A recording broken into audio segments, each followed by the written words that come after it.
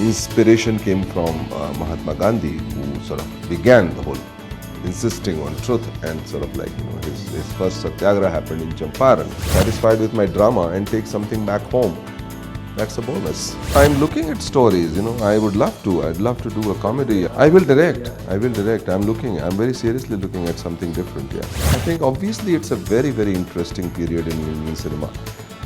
There's so many new filmmakers coming from such varieties, is experimenting with, different kind of films.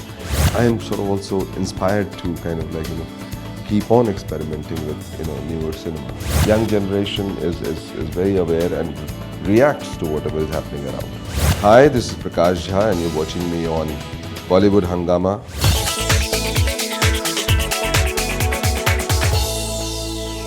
That's there in the very recent present memory of the society, the movement that Anna Hazare spearheaded. But then there are several Satyagraha movements which happened during independence, post-independence, Prakash Narayan or Binoba Bhave and the trade unions. There are so many incidents like that. But, the inspiration came from Mahatma Gandhi, who sort of began the whole insisting on truth, and sort of like, his first Satyagraha happened in Champaran against the indigo plantations. So people try to make connections, but I have time and again said that the film is not inspired, the characters are not inspired. The similarities are only one, which is like, in my film also there is a protest and Anna Hazare also protested. So those are the only things which will probably match, but the reasons are quite different. In fact, looking back at like, I can't be judgmental about Anna Hazare's movement, because the moment I do that, make a film on it, I will have to be,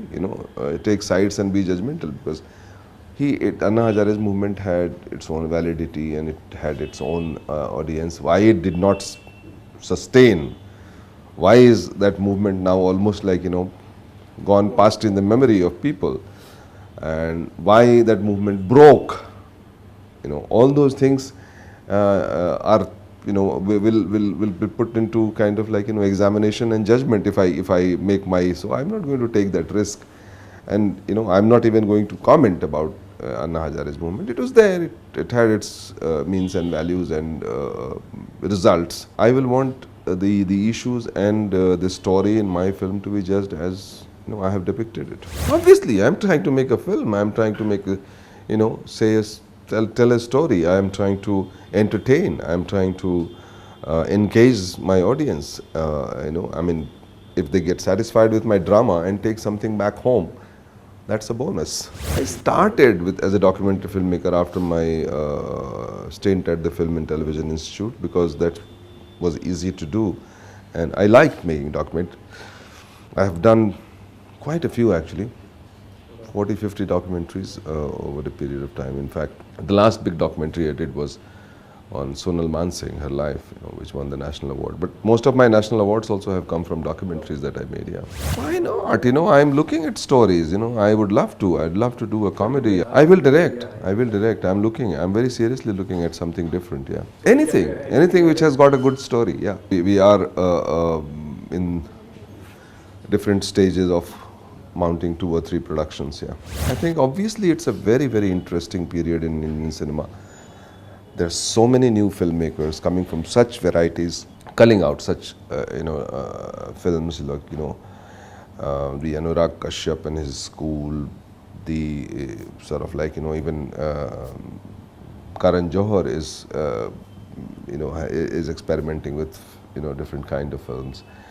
And there are so many new directors coming up on the horizon and getting opportunity to make the film, and primarily also because of the multiplex cinema culture, which offers exhibition, on kind of to any cinema, maybe lesser number of shows, niche cinema, but you still get exhibited, which is huge.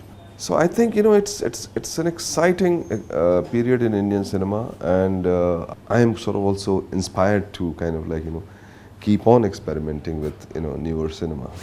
It's still hypothetical. I don't know how I would react to that. In fact, quite honestly, I haven't seen those combination films.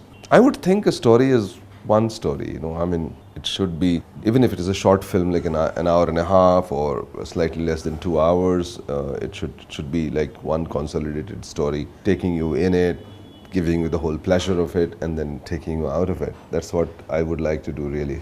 Well, in a way, Satyagraha and the independence movement, protest, and our Independence Day, they're all kind of tied up. Like, we continuously keep on saying that, we have become independent, but we are not really not independent, economically not independent.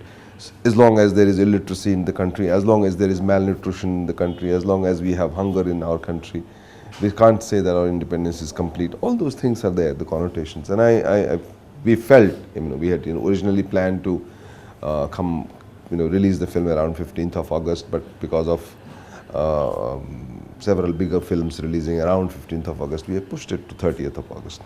Yeah, because of the social media, they are so well connected. Anything that happens anywhere, the news flashes, like, and especially also because of the television. The media brings everything, analyzes everything, and it's out there, in the open. So the world has become small, and young people, young generation is very aware and reacts to whatever is happening around.